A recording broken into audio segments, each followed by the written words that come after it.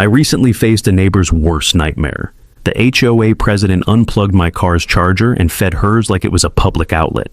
And her excuse? She said hers was on the fritz and that I wouldn't even notice. Funny thing is, the only thing on the fritz was her entitlement when I pulled the receipts. Let me start from the beginning. My name is Evan Cole. I'm an engineer. I like systems that work. Our small duplex was tidy, my level 2 charger by the book, and life made sense, until Karen Freeman moved in. Karen Freeman, our HOA president, ran the block like a beige queen. Image first, empathy last. She drove a Tesla, just like mine, only hers was the newer model, naturally. She talked a big game about green initiatives and our community's commitment to the future, which was her platform for her re-election campaign. It was all just noise to me, until that noise started costing me money. It started with a notification on my phone, just past midnight on a Tuesday.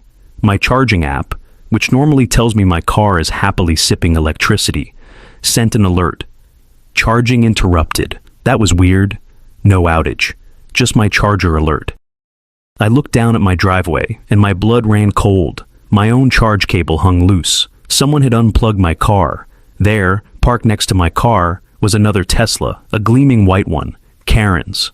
A thick black cable snaked from its charging port directly to the outlet on the side of my duplex. My outlet, my charger, my electricity. For a moment, I just stared, my brain refusing to process the sheer audacity. This wasn't an emergency. This wasn't a mistake. This was a calculated act of theft, committed under the cover of darkness by the woman who sent out monthly newsletters about property values and neighborhood etiquette. I pulled on a pair of jeans and a hoodie and went outside. The air was cool and still. The only sound was the faint hum of my charger feeding her car.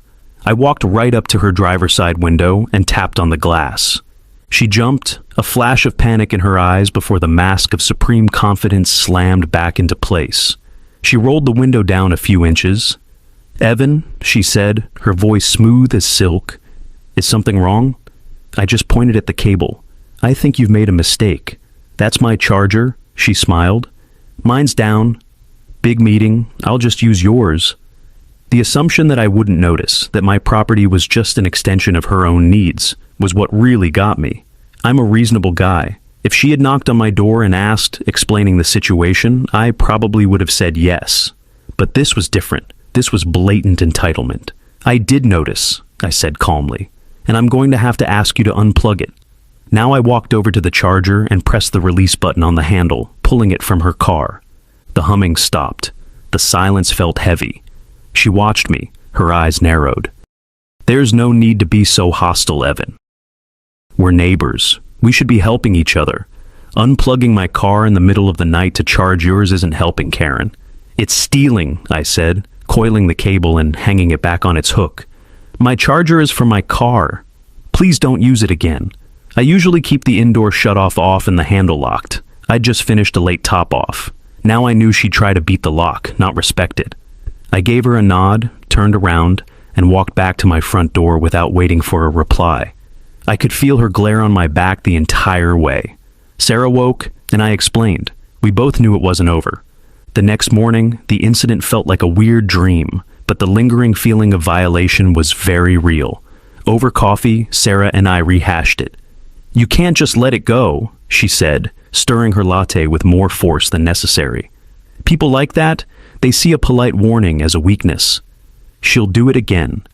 Sarah has always been my anchor, the one who sees the human element while I'm busy analyzing the mechanics of a problem. She understood the psychology of a bully better than I did. I knew she was right. A lock wouldn't fix entitlement. A system would. A system that accounts for her specific brand of arrogance. That's when I called Larry, my electronics guy. He laughed. "I'm in. Just bring pizza." That evening, surrounded by oscilloscopes and half-finished projects, we sketched out the plan on a greasy pizza box. The concept was simple, but the execution had to be perfect. We wouldn't build a decoy charger from scratch. That could be a liability. Instead, we would modify my existing setup. We'd build a secure, locked enclosure around the charger itself, but with one crucial difference. The charging cable that she would access would no longer be connected directly to the 240-volt circuit. Instead, it would be rerouted. We cased the charger, spoofed the pilot so her car showed charging, logged everything, and told my Powerwall to top itself at the same rate. We spent the next 2 weekends building it. We bought a sturdy, weatherproof steel box meant for electrical junctions. We fitted it with a high-quality smart lock that I could operate from my phone. Inside, Larry worked his magic, wiring up the load diverter, a small Raspberry Pi computer to act as the brain, and a data logger that would record every single time a car was plugged in, for how long, and how much power my home battery drew as a result. We were meticulous. Every connection was soldered and shrink-wrapped. Every line of code was tested. We posted bold, legal warnings and a tech notice. Cameras too. No secrets. Let her read the signs. Let her see the lock. Let her see the camera I installed. A new high-definition one, tucked under the eave of my roof with a perfect wide-angle view of the charger and my driveway. We were giving her every opportunity to walk away. But we were betting on her arrogance. We were betting she'd think the signs were a bluff, and the lock was just a simple padlock she could bypass. The final piece was the data log. The Raspberry Pi would upload its data every minute to a secure cloud server. I would have a time-stamped, undeniable record of every transgression. When we finished, we stood back in my garage and admired our work. The steel box was formidable. The signs were aggressive. The system was elegant. "It's a masterpiece of petty engineering," Larry said, clapping me on the back. "She's not just going to get caught. She's going to deliver the evidence herself." Sarah was a little more hesitant. "Are you sure this is a good idea, Evan? What if it just makes her angrier?" "That's the point," I said, feeling a surge of righteous confidence. "I'm not just building a defense. I'm building a case. The trap was set. The bait was out. The camera was rolling. Now, all I had to do was wait for the queen of the cul-de-sac to try and steal from me again. And this time, I wouldn't just be ready. I'd be logging the data." Then, on a Thursday night, just after 1 a.m., my phone buzzed. It was a motion alert. My heart started pounding. I slipped out of bed, grabbed my laptop from the living room, and sat down at the kitchen table, the screen's glow lighting up the dark room. I opened the security app and pulled up the live feed. And there she was, Karen Freeman, stepping out of her car as silently as a cat. She was dressed in dark yoga pants and a hoodie, the uniform of a suburban ninja. She moved with a purpose I hadn't seen before. She walked right up to the steel box, her eyes scanning the area. She pulled a small flashlight from her pocket and shined it directly on the warning signs, reading each one carefully. I held my breath. This was the moment of truth.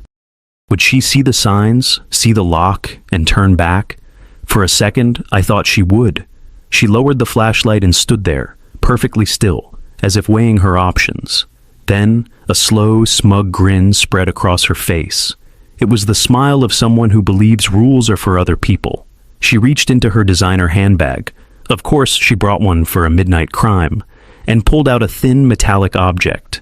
It was a latch tool, a simple bypass device used to pop open flimsy locks.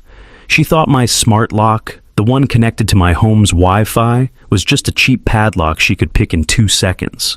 I almost laughed out loud. The smart lock wasn't on the outside. The smart lock was the mechanism inside the box. The thing she was about to pick was a dummy padlock I'd put on the exterior latch for show. It was a $10 piece of junk from the hardware store. It was bait. She fiddled with it for a few seconds, and with a soft click, the padlock sprang open. Her smug grin widened. She had defeated my pathetic attempt at security. She was so clever. She unlatched the heavy steel door and swung it open. Inside, nestled in its custom cradle, was my EV charger handle. It looked completely normal. She grabbed it, pulled out the length of cable, and plugged it into her car with a satisfying thunk. The little light on her charging port blinked and then turned solid green. She was charging, or so she thought. I watched, mesmerized, as she closed the steel box, clicked the useless padlock shut, and walked back to her car with the swagger of a master thief who had just cracked a bank vault. She shut her door, checked the street, and walked home, leaving her car tethered to my charger. She'd be back before dawn to slip it loose. The audacity was breathtaking. As soon as she was gone, I switched from the camera feed to my data log, the screen filled with numbers that made my heart sing. The log showed a new entry, time-stamped to the exact second she plugged in. It registered the connection, and then a second entry popped up. My Powerwall battery, which was at 60% capacity, had just started drawing power from the grid at a rate of 7.2 kilowatts, the exact speed her car would have been charging at. On her end, her car's computer would be getting a tiny trickle of voltage, just enough to keep that green light on and report that all systems were go. But all the real power, the electricity she was trying to steal, was flowing directly into my battery backup system. She was literally triggering my house to charge on my dime, and I was logging every attempt. I sat back in my chair, a wide grin spreading across my face. It worked. It worked perfectly. She had read the warnings, seen the lock, and her arrogance had told her she was smarter than all of it. She hadn't just fallen for the trap, she had swan dived into it. I saved the video clip, naming it Karen_returns_smug_grin.mp4. I took a screenshot of the data log showing the power diversion. This was receipt number 1. I knew there would be more. This was no longer just a simple case of theft. This was a game, and she had just made her move, thinking she was taking my queen, when in reality, she had just walked her king right into my perfectly engineered checkmate. She thought she had won this round, but the truth was, she had just started filling my battery, and I couldn't wait to see how much free energy she was willing to give me before she finally figured it out. For the next 3 nights, the pattern held. Just after midnight, she'd plug in and leave the car tethered, slip back at dawn to unplug and vanish, then repeat the next night. Each time, my cameras recorded her, and my data logger dutifully tracked the kilowatts she was gifting to my home battery. My Powerwall had never been so consistently full. Larry and I had a running text thread where I'd send him the nightly updates. He was ecstatic. "We're running a Karen-fueled power plant," he texted back after the 3rd night. "This is the greenest energy source I've ever seen." The evidence was piling up into a beautiful, undeniable mountain. I had multiple high-definition video clips, each time stamped. I had precise logs showing every watt being diverted. I had everything I needed to go to the HOA board, or even the police. But something held me back. It felt incomplete. The trap was working perfectly from a technical standpoint, but it was missing a certain flair. It was too subtle. She was being fooled, yes, but she wasn't aware that she was being fooled. Her smug satisfaction remained intact, and for a crime born of such pure arrogance, that just didn't seem like a fitting punishment. The line between law and revenge, which I had been walking so carefully, started to get a little blurry. I wasn't thinking about restitution anymore. I was thinking about revelation. I wanted a moment of pure, unadulterated aha when she realized how thoroughly she had been outsmarted. "It needs a punchline," I told Sarah one evening, showing her the latest video of Karen's routine. "Right now, it's a great setup, but there's no joke at the end." Sarah, who had been watching this whole saga with a mix of horror and amusement, tapped her chin thoughtfully. "Well, what's the one thing she cares about more than anything?" "Her image," I said instantly. "Her perfect, pristine, I have it all together image." "Exactly," Sarah said. "So the punchline can't be quiet. It has to be something that messes with that image, something theatrical, but not destructive, nothing that can get you in actual trouble." That's when the idea, another beautiful and petty idea, began to sparkle in my mind. The next day I was back in Larry's garage. I laid out my new proposal. "We need to add a payload," I said. "Stage 2. Larry's eyes lit up with the fire of 1,000 mad scientists. "I like where this is going. What kind of payload are we talking about?" "Non-harmful," I said, stressing the words. "Non-damaging. Just surprising. And sparkly." We spent the afternoon devising the upgrade. We added a buzzer and a harmless glitter puff, timed 3 seconds after plug-in. I swept up the evidence, reset the trap, and waited. I didn't have to wait long. That very night, just before 2 a.m., the motion alert went off. I was already awake, sitting at the kitchen table with my laptop open, like a kid on Christmas Eve. Sarah was beside me, a bowl of popcorn between us. "Showtime," she whispered. The live feed showed Karen pulling up. She got out of her car and went through the same smug routine.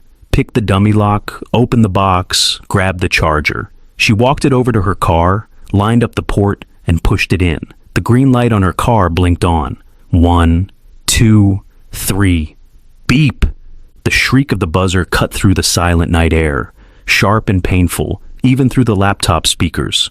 Simultaneously, a dense cloud of purple and silver glitter erupted from the bottom of the steel box, shooting straight downwards and then billowing outwards, catching the light of the street lamp in a dazzling, chaotic storm. Karen yelped and jumped back, dropping the charging handle. She was standing right in the blast zone. The glitter cloud enveloped her from the waist down, coating her dark yoga pants in a thick layer of shimmering particles. She frantically batted at her legs, but it was no use. She was sparkling. She looked around wildly, her face a mask of pure confusion and fury. She stared at the charger, then at the box, as if she couldn't comprehend what had just happened. The buzzer continued its relentless shriek for another 10 seconds before cutting off, leaving an echoing silence. Sarah and I were trying so hard not to laugh that we were both shaking. Tears were streaming down my face. Karen, now thoroughly glitter-bombed and enraged, ripped the charger out of her car, threw it on the ground, and slammed the steel box shut. She didn't even bother with the lock. She stomped back to her car, leaving a faint trail of sparkles on the asphalt, and sped off down the street. I saved the video clip as KarenGlitterSurprise.mp4. This was no longer just about logging data. This was about creating a spectacle. I had found my punchline. But as I watched her car disappear, a new thought entered my mind. A person like Karen Freeman doesn't respond to humiliation by backing down. They respond by escalating. The prank was over, and I had a feeling the real fight was just about to begin. The glitter bomb was a declaration of war. I knew it, and Sarah knew it. The quiet technical battle of wits was over. For 2 days, there was an eerie silence. No late-night visits. No angry emails from the HOA. Just the faint sparkly residue on my driveway as a reminder of my little victory. I started to think that maybe, just maybe, the sheer weirdness of the glitter attack had been enough to scare her off for good. I should have known better. The escalation came on Saturday afternoon. I was in the garage, cleaning up my workbench, when I heard a heavy knock on the side door that leads to the driveway.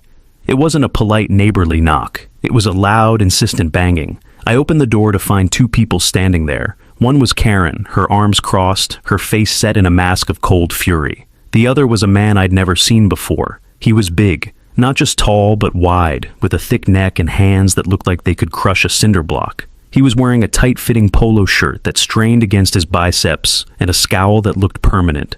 "Evan," Karen said, her voice dripping with venom, "this is my brother-in-law, Rick.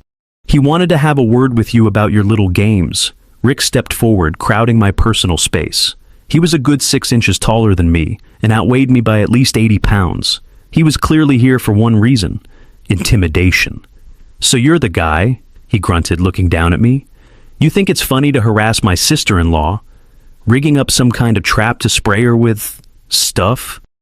"I think it's funny when people who steal my electricity get a little surprise," I said, keeping my voice calm and steady. My heart was hammering against my ribs, but I wasn't going to let them see it. I made sure to stand right in the doorway, my body blocking the entrance to my garage. This was my space. "That's a serious accusation," Karen snapped. "You have no proof." "Oh, I have proof," I said, looking directly at her. "I have lots of it. Dates, times, high-definition video. Would you like me to start airdropping the files to your phone right now?" Her eyes flickered with a brief moment of panic before the anger returned. Rick took another step forward, so close I could smell the cheap cologne coming off him. "Listen to me," he said, lowering his voice into what he probably thought was a threatening growl. "You're going to take that stupid box off your wall, and you're going to stop harassing her. You're going to forget any of this ever happened. Understand? This was the classic bully playbook. When you can't win with logic, you win with threats." I took a small step back, not in fear, but to create a clear threshold at my doorway. "I'm not taking anything down," I said firmly, "and I'm not forgetting anything.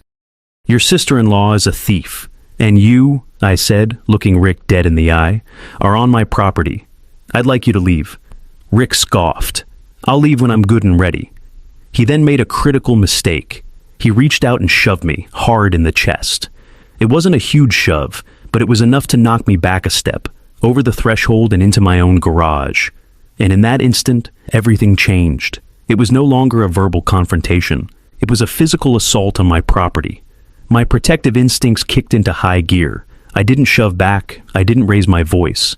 I simply raised my hand, palm out, and said in a clear, loud voice, "Do not touch me again.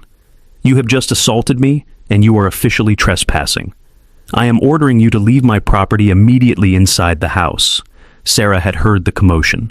She had already done what we had agreed she would do if things ever escalated. She called the police. I could hear her on the phone in the kitchen, her voice calm and clear as she gave our address. Rick seemed taken aback by my formal tone. He was expecting a fight, not a legal declaration. "Or what?" he sneered, but there was a hint of uncertainty in his voice now. "Or the police who are already on their way will remove you," I said. That got his attention, and Karen's. Her face went pale. This was not how she had envisioned this going. Her attempt at a show of force was backfiring spectacularly. "You called the cops?" she hissed, grabbing Rick's arm. "Are you insane?" "Assault and trespassing are crimes, Karen," I said. "Or is that another rule that only applies to other people?"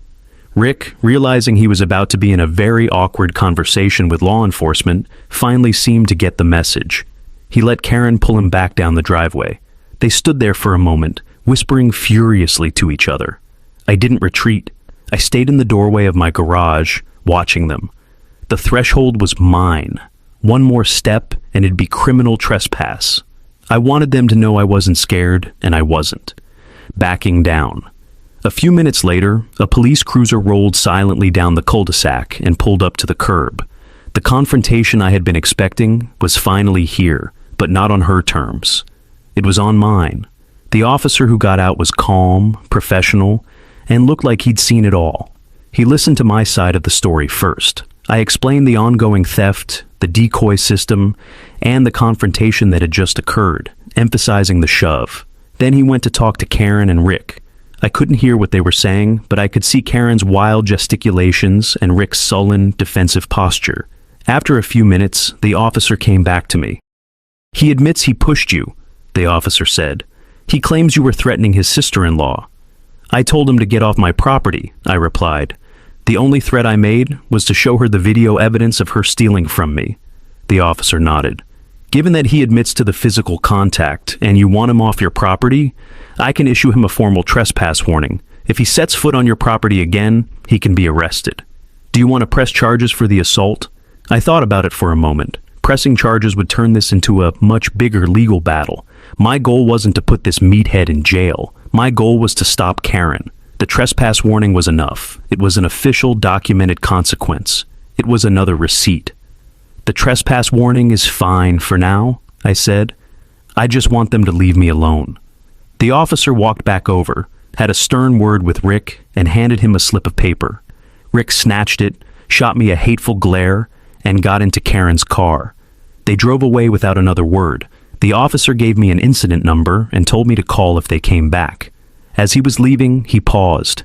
"A glitter bomb, huh?" he said, a small smile playing on his lips. "That's a new one. Just be careful, okay? People like that can be unpredictable." I nodded and thanked him. As I closed the garage door, the adrenaline finally started to fade, replaced by a cold resolve. She had tried to intimidate me. She had brought a thug to my door. She had crossed a line, a big one. This was no longer a petty dispute between neighbors. She had made it a police matter. And if she wanted to play with official consequences, I had a folder full of evidence that would give her more consequences than she could ever imagine. The game had changed again, and she had just handed me a whole new set of rules to play by. The trespass warning was a clear line drawn in the sand, but I knew Karen wasn't the type to respect boundaries. In fact, the police involvement seemed to have made her even more desperate. The next move was hers, and it was a predictable one.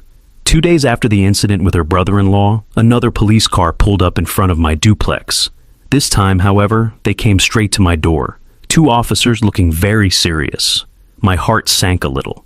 This was it. This was her counterattack. "Evan Cole?" the senior officer asked. I confirmed it was me. "Sir, we have received a complaint from one of your neighbors, a Ms. Karen Freeman," he began, his tone neutral. "She's alleging that you have constructed an illegal and hazardous device on your property. She claims it damaged her vehicle's charging system, and that you are harassing her by aiming security cameras at her home. I had to give her credit. It was a clever angle. She was trying to flip the script, to paint me as the villain and her as the victim. She was using the system against me, but I was an engineer. I anticipated this. I had prepared for it. "Officers, please come in," I said calmly, stepping aside. "I'd be happy to show you everything." I have been meticulously documenting Ms. Freeman's activities for the past several weeks. I led them into my living room, where I had my laptop ready. Sarah gave me a reassuring nod from the kitchen. I had walked her through this exact scenario. First, I addressed the camera issue. I brought up the live feed on my laptop. "As you can see, the camera is mounted on my property," I explained, pointing to the screen. "I've also masked any angles that would face down the street. It does not in any way show Ms. Freeman's property, which is down the street. I even brought up a satellite map view to show the angles." The officers seemed satisfied with that. It was a clear-cut case of a security camera monitoring the owner's property, which is perfectly legal. "Okay," the officer said. "Now, about this device she mentioned." Yes, the hazardous device," I said, a small smile touching my lips. "Let me show you." "It's in my garage." I led them through the house to the garage, where I had the steel enclosure open for inspection. Larry and I had been fastidious in our construction, making sure everything was up to code, clean, and professional looking. There were no loose wires, no exposed contacts. Everything was properly grounded and shielded. "This is a standard UL listed level 2 EV charger," I began my presentation. "It's the same kind you'd find anywhere. All I have done is put it inside this protective steel case. The modification is here." I pointed to the load diverter and the Raspberry Pi. "This is a low-voltage system, completely isolated from the high-voltage charging circuit.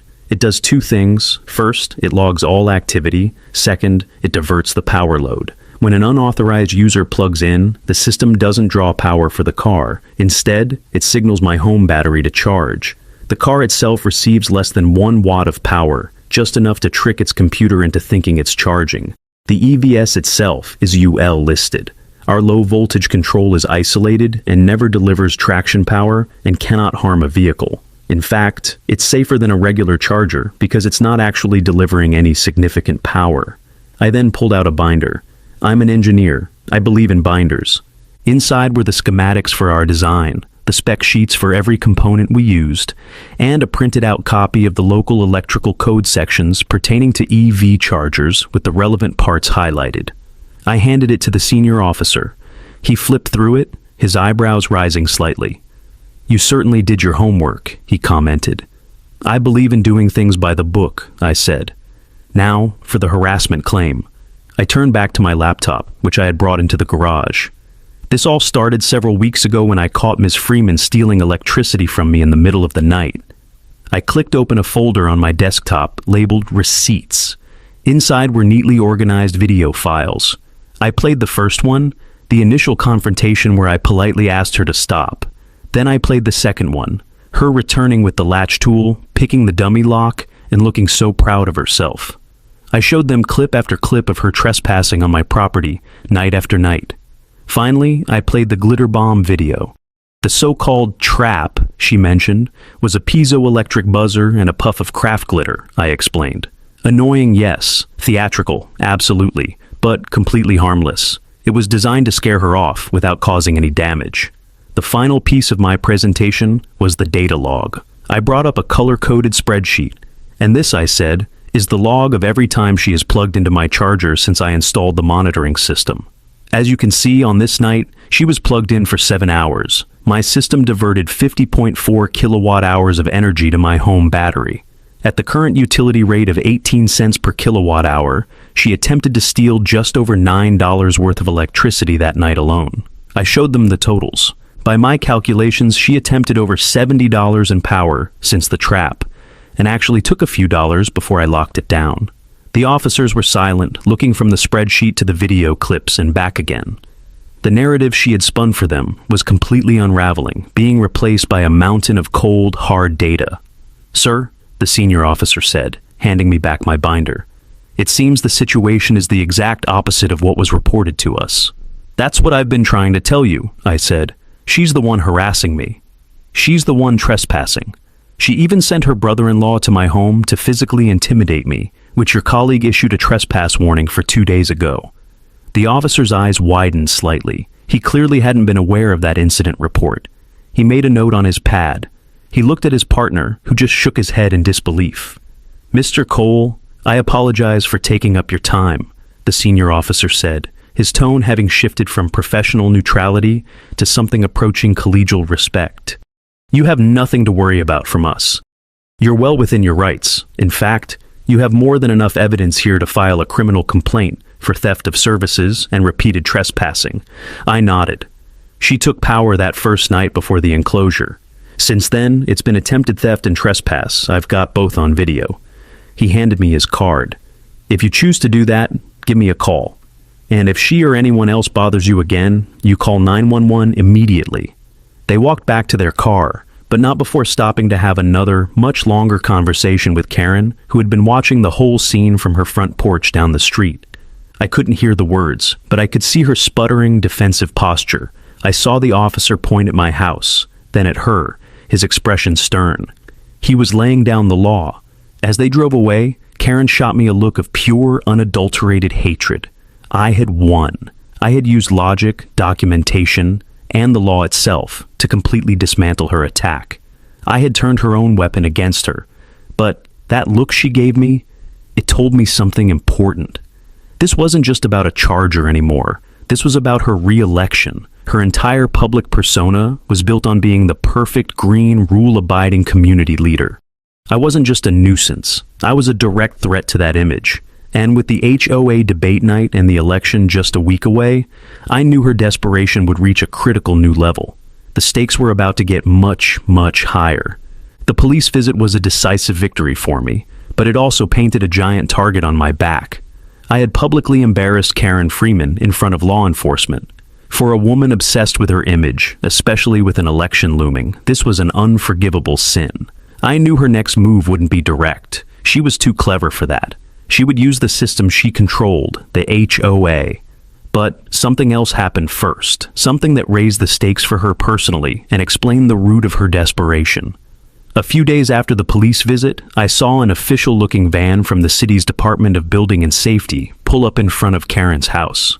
An inspector got out with a clipboard and spent a long time looking at the side of her house, right where her own EV charger was supposed to be. I may or may not have made an anonymous tip to the city about potentially unpermitted electrical work in our neighborhood. I simply suggested they might want to check the public records for recent permits, particularly for high amperage installations like EV chargers. It was a matter of public safety after all. I watched from my window as the inspector talked with Karen. Her arms were waving, her face a mixture of feigned charm and barely concealed panic. It didn't work. Before the inspector left, he slapped a big, bright red tag on the outlet. A stop work order. It meant the installation was illegal, unsafe, or both. Her DIY charger installation, the one she had probably paid a handyman under the table to do, had been officially condemned. This was the missing piece of the puzzle. It wasn't just that her charger was on the fritz, as she had claimed. It was that she had cut corners, got caught. And now her only way to charge her car, the ultimate symbol of her green campaign platform, was out of commission indefinitely. Without a functioning home charger, her image as a forward-thinking, eco-conscious leader would crumble. Her only option had been to steal from me. Now, with the red tag visible to the entire neighborhood, her desperation was on public display. And that made her even more dangerous. The official HOA letter arrived the next day. It was delivered by certified mail, a classic power move. The envelope was thick with self-importance. Inside was a formal notice of violation. According to the letter, signed by Karen in her capacity as HOA president, I was in breach of 3 separate bylaws. First, I had erected an unapproved structure on my property, referring to the steel box. Second, I had affixed unauthorized signage, referring to my warning signs. Third, and this was the most ludicrous, I was creating a public nuisance with my security system, citing the auditory disturbance of the buzzer. The letter informed me that I had 7 days to remove the enclosure, the signs, and the noise-making device. Or I would face a daily fine of $100, followed by a lien on my property. It was a declaration of total war, using the full bureaucratic weight of the HOA. She couldn't beat me with facts or intimidation, so she was going to try and bury me in paperwork and fines. I read the letter, and I didn't feel angry. I felt energized. This was the opening I had been waiting for. She had finally put her attack in writing. It was an official document, an abuse of her power, and it was my ticket to the main event. The annual HOA meeting, which included the candidate debate and the election, was in 4 days. My plan had been to simply attend and vote against her, but this letter changed everything. Now, I wasn't just going to vote, I was going to speak. I spent the next 2 days preparing, not like a homeowner, but like an engineer preparing for a critical design review. I went through the HOA's covenants, conditions, and restrictions, the CC and Rs, with a fine-tooth comb. I highlighted every clause she had cited, and every clause that proved my innocence. The unapproved structure was a utility box, which was explicitly permitted. The unauthorized signage fell under the category of security warnings, which were also permitted. And the public nuisance claim was absurd. The buzzer had gone off once, at 2 a.m. on my own property in response to a criminal act. It's inside a sealed box, under 10 seconds, and audible mainly on my lot. Her case was tissue paper thin, and I was about to set it on fire. But I wasn't just going to defend myself. I was going to present my own case. I compiled all my evidence into a single devastating presentation. I edited the video clips into a short, compelling timeline. I turned the data logs into easy-to-read charts and graphs that showed the dates, times, and dollar amounts of the attempted thefts. I scanned the police incident report for the trespass warning and the official letter of violation she had sent me. I put it all together in a PowerPoint file, a weapon of mass bureaucracy. The centerpiece of my presentation was the glitter bomb video. I even added a slow-motion replay. But I needed a grand finale. I scrubbed through the hours of audio my camera had recorded. I post an AV recording and use notice on my gate, clear, on my property. Mostly it was just wind and passing cars. But then I found it. On the third night of her borrowing, Karen had been on her phone while plugging in my charger. She was complaining to someone, probably her husband or a friend. Her voice was crystal clear in the night air. "I don't know what's wrong with this thing," she had grumbled into her phone, referring to my decoy charger. "It says it's charging, but my battery level is barely moving. It feels like you're sucking my Tesla dry." The irony was so thick you could cut it with a knife. Her car wasn't charging. She was complaining that my decoy was sucking her car dry, when in reality, she was the one trying to suck me dry. It was the perfect self-incriminating soundbite. I clipped the audio and made it the final slide of my presentation. The night of the HOA meeting, I walked into the community clubhouse with my laptop and a small portable projector. The room was filled with about 50 of my neighbors. Karen was at the front of the room, sitting at a long table with the other board members, looking regal and composed. She was in her element, the queen in her court. She saw me walk in, and a flicker of disdain crossed her face, but she quickly replaced it with a serene smile for her voting public. She had no idea what was coming. She thought she had me cornered with her violation letter. She thought I was just another resident she could steamroll with rules and regulations. But I wasn't just a resident, I was an engineer, and I had the receipts. The meeting was about to come to order, and I was ready to present my findings. The HOA debate night was held in our drab little community clubhouse, a room that usually smelled of stale coffee and quiet desperation. Tonight, however, it was buzzing with a nervous energy. The election was the main event. Karen Freeman sat at the head table, radiating a forced serenity, the benevolent queen preparing to accept her rightful crown for another term. She launched the meeting with her campaign speech, a masterpiece of empty platitudes. She talked about maintaining our community's aesthetic integrity, which was code for yelling at people about their trash cans. She talked about fiscal responsibility, which meant arguing over the brand of fertilizer used on the common areas. And then she hit her big theme, embracing a green future. She spoke glowingly about the importance of electric vehicles and her personal commitment to sustainable living. She even had the nerve to say, "We need to support our neighbors who are making the switch to clean energy." I had to bite my tongue to keep from laughing out loud. The hypocrisy was staggering. After her speech, the floor was open for questions from the homeowners. A few people asked boring questions about the budget for pool maintenance and the rules about satellite dishes. Then I stood up. "Evan Cole, 1420 Cul-de-sac Drive," I said, my voice carrying through the quiet room. "I don't have a question. I have a presentation regarding a series of ongoing criminal acts in our community and the abuse of power by our current HOA president." A murmur went through the crowd. All eyes swiveled from me to Karen. Her serene mask cracked. A flash of pure panic showed in her eyes before she quickly composed herself. "Mr. Cole, this is not the proper forum for personal grievances," she said, her voice tight. "If you have a complaint, you can submit it in writing to the board." "Oh, I have it in writing," I said, holding up the violation letter she had sent me. "But I think the entire community deserves to see the evidence behind this complaint. It concerns everyone's safety and the integrity of this board." I didn't wait for her permission. I walked to the front of the room, set up my small projector on a table, and aimed it at the blank white wall behind the board members. The room was silent. All 50 pairs of eyes on me. "As many of you know, I own an electric vehicle." I began, clicking the first slide into view. It was a simple photo of my house and my charger. I installed this charger myself, fully permitted and inspected. It is my private property, running on my private electricity. I clicked to the next slide. It was a still frame from the first video, showing Karen's white Tesla plugged into my charger in the dead of night. However, for the past several weeks, this private property has been repeatedly used without my permission by another resident. That resident is our HOA president, Karen Freeman. Gasps rippled through the room. Karen shot to her feet. "This is an outrage! It's slander! You have no proof." "On the contrary," I said calmly, "I have a great deal of proof." And then I let the evidence speak for itself. I played the first video clip, the one where I politely asked her to stop.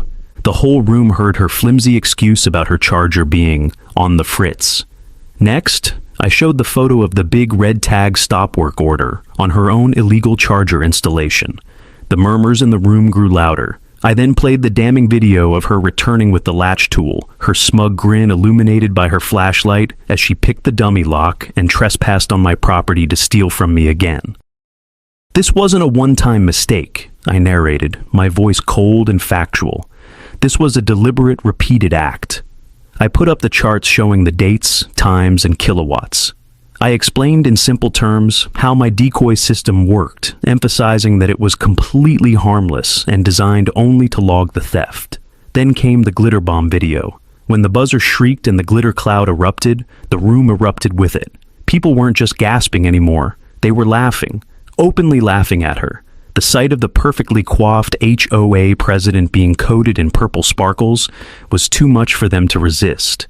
Karen's face was a mottled mess of red and white. She looked like she was going to explode, but I wasn't done. I showed them the video of her brother-in-law shoving me in my own garage. I held up the police incident report number. When theft and humiliation didn't work, she resorted to physical intimidation. Finally, I displayed the violation letter she had sent me, accusing me of breaking the very rules she was flouting. "This is an abuse of power," I said, my voice ringing with conviction. "She used her position as president to try and silence and punish the victim of her own crimes." I let that sink in for a moment. The room was dead silent. The mood had shifted from amusement to anger. These people might bicker about lawn ornaments, but they understood the difference between right and wrong. They understood what an abuse of power looked like. "And now, for my final exhibit," I said, clicking to the last slide. "I want to play you a short audio clip, recorded by my security camera. This is the sound of our HOA president complaining into her phone while she is actively stealing electricity from a neighbor." I hit play. Karen's whiny, entitled voice filled the room. "I don't know what's wrong with this thing. It says it's charging, but my battery level is barely moving. It feels like you're sucking my Tesla dry."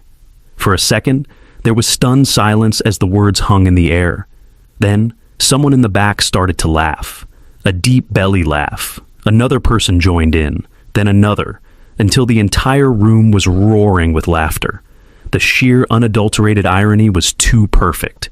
She was the one sucking my Tesla dry, metaphorically speaking, and she was complaining about it. It was the most perfect self-inflicted wound I had ever witnessed. Karen Freeman just stood there, her face ashen, her mouth opening and closing, with no sound coming out. She had been exposed, ridiculed, and defeated. Her image, the only thing she truly cared about, had been shattered into a million sparkling pieces in front of the very people she so desperately wanted to rule. The laughter was the sound of her reign coming to a swift and decisive end. The laughter in that clubhouse was more than just amusement. It was a verdict. It was the sound of a community collectively realizing their leader was a fraud. The debate was over. Karen didn't say another word. She sank back into her chair, her face a pale, slack mask of defeat. The other board members looked horrified, shuffling their papers and refusing to make eye contact with her. The moderator, a flustered-looking accountant named George, cleared his throat and tried to regain control. Well, thank you, Mr. Cole. We will now proceed to the vote for HOA president. It was a formality. The ballots were passed out, and the result was a foregone conclusion. When George read the tally a few minutes later, it was a landslide. Karen's opponent, a quiet retired schoolteacher named Martha, won with over 90% of the vote. Karen didn't even have the support of her own board. As soon as the result was announced, a motion was made from the floor by one of my neighbors to formally censure Karen Freeman for her actions and to rescind the violation notice against me. It passed unanimously. The board, now under Martha's new leadership, looked relieved, as if a great weight had been lifted. They wanted to distance themselves from Karen's toxicity as quickly as possible.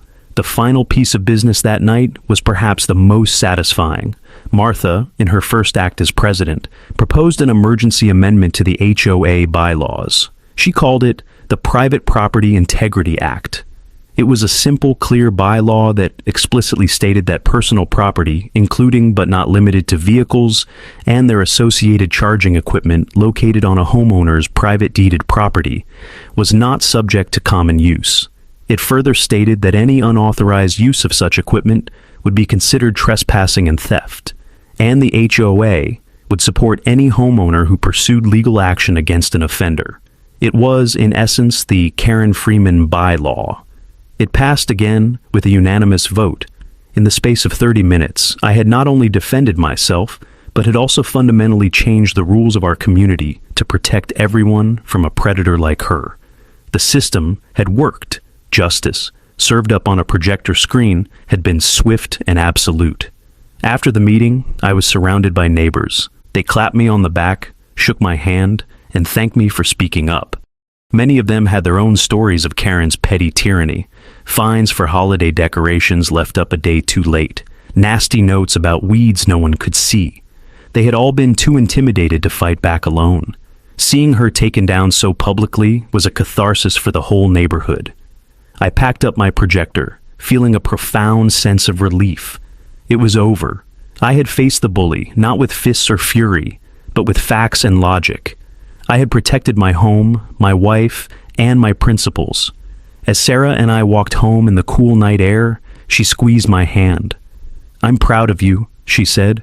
"You did the right thing. You were methodical, you were prepared, and you let her hang herself with her own rope." "I had a good emotional anchor," I said, smiling at her. The line between law and revenge had been my central question throughout this whole ordeal, and I felt like I had found the answer. Revenge is emotional and chaotic. Justice is methodical and documented. I had sought justice, and the petty theatrical elements, the glitter, the buzzer, were just the seasoning on the main course. They were the punchline to a very serious joke. The next day, the old HOA board, in its last official act before the new board took over, sent Karen a letter. It mandated that she pay me full restitution for the estimated electricity she had attempted to steal, calculated from my data logs. The amount was a paltry $73.44, but it was never about the money. It was about the accountability. A check arrived in my mailbox a week later, with no note, no apology, just a check with her signature on it. It was the final receipt, the final admission of guilt. The community had been reset. The queen was deposed and a new, fairer era had begun. My quiet cul-de-sac felt quiet again, but it was a different kind of quiet. It wasn't the silence of apathy, it was the silence of peace. The system was back in balance, and my little corner of the world once again made sense. In the weeks after debate night, our neighborhood finally breathed. Queen Karen was done. Her white Tesla still slid in and out, but she never met my eyes. The lawn that once looked like a magazine cover grew a few brown scars. Power shifted. She wasn't the ruler now. She was the neighbor who got glitter bombed for stealing. Martha took the HOA chair, and the tone flipped fast. Newsletters traded threats for potlucks. Fewer fines, more, see you Saturday. My life slid back into a clean rhythm. The decoy box stayed on my wall. I thought about taking it down. Sarah shook her head. Leave it. It's a monument. She was right. It sat there like a quiet guardrail. Simple rules, clear logic. A check came in the mail, $73.44. Restitution. I stared at it. Didn't want her money mixed with mine, so I turned it into a lesson. I ordered a small trophy, chrome EV handle on marble, with 2 words on the brass plate. Energy restored. I hung it over my bench. Every time I looked up, I smiled. Not anger, ingenuity. Buddy Larry swung by with a 6-pack and cackled at the plaque. We clinked bottles in the garage and admired our boring, beautiful box. It wasn't revenge to us. It was design. A system that says no without a shout. Then came the last picture, the one I didn't plan. Taking out the trash one night, I saw her by the driveway. The illegal charger was gone. The wall patch was rough and bright. In her hand, a long orange extension cord, the cheap kind for leaf blowers. She fed it across perfect grass and through a cracked window. Trickle charge. 2, maybe 3 days for a full battery. The green future leader, charging like a camper on a rainy day. She felt me watching. Her face hardened, then softened. The fight fell out of her. She turned, went inside, and left the cord sagging between house and car like a sad kite string.